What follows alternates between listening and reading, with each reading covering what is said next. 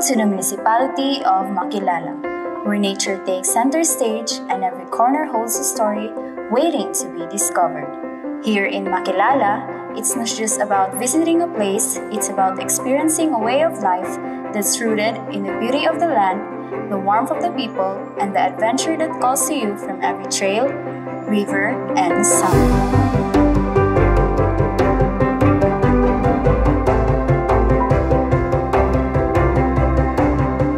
Good morning. At this morning, andito tayo sa farm.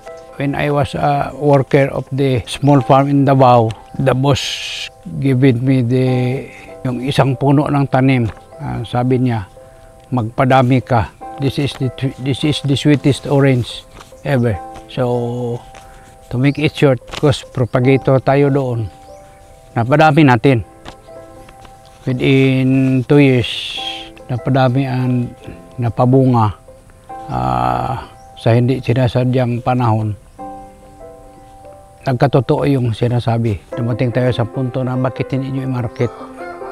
So, doon, nag-start kami mag-market during high school yung mga bata. When we started market, sila lang yung nagma-market. From that time, na-inspire na rin ako na pwedeng mabuhay sa ganun. Kasi before, this is only kulang pa ito ng 1 hectare. Ito yung first, tapos nag-expand, pagbili yung neighbor, tapos hanggang doon.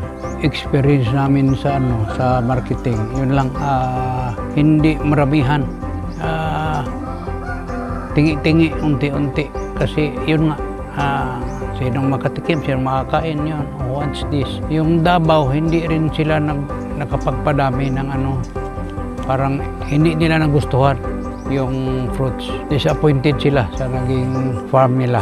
So tayo dito yung nakapagpatuloy hanggang ngayon. May mga foreigner yung nakapag-asawa ng dito. Narinig nila yung nagka-interest. So nabisit, nagkita rin kami ng isang magaling na farmer from Thailand, pero Norwegian siya. Nung mabisit namin yung farm nila, pure organic. Hindi mo talaga yung pagka-organic farmer niya. And yung gusto sa kanya is, hindi siya kumita. Andito siya just to share farming lessons for farmers also. So, ang the best experience ito yung mayroong niraarsam na pag nakakain. Gusto nila. Isa na doon yung dating commissioner, Benjamin Abalos. Napunta talaga sila dito para tingnan lang yung puno. Kasi parang they can't believe na mayroon pala tayong ganito dito. May nag-suggest yung pwede daw mapabilang sa yung tourism. So napasali na rin. Hindi ako makahindi. Kasi sila lang bahala parte doon. So ganun tayo. Kaya hanggang ngayon, hindi ako makahindi pag may nagsasabing pwedeng masilip, pwedeng mapuntahan, ma-visit. So welcome. Welcome lahat. In Makilala, you can also indulge your senses with the flavors of the land, from fresh farm-to-table meals to locally made delicacies. Every bite tells the story of this place. The food here isn't just delicious, it's a celebration of the community and the rich agricultural traditions that Makilala is proud of.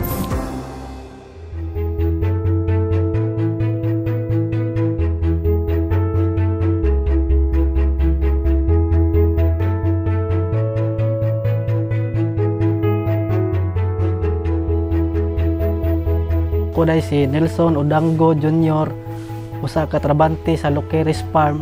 Ang akong trabaho diri sa Loqueris Farm, full maintenance job ko diri. Ang kani nga resort gipatindog ni diri sa Jose Rizal, Makilala, North Cotabato, tungod sa mga magamit sa mga trabante sa among amo na sila magamit inig panahon magtransparte. Hantod sa niabot ang panahon na hinggad niyo ng taga Makilala nga laag diri mangligo, muni siya nga gi-open lang jud namo. Naay taga Davao maabot diri ma'am.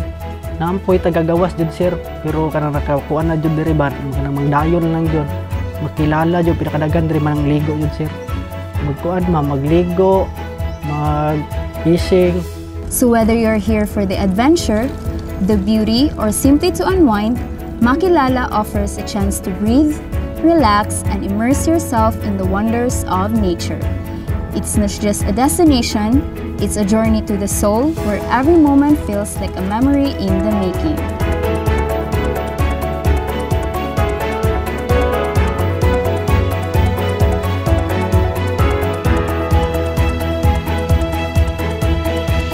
As a proud Makilala-lenyo, I invite you to explore, experience, and fall in love with the magic of Makilala. Your adventure begins here.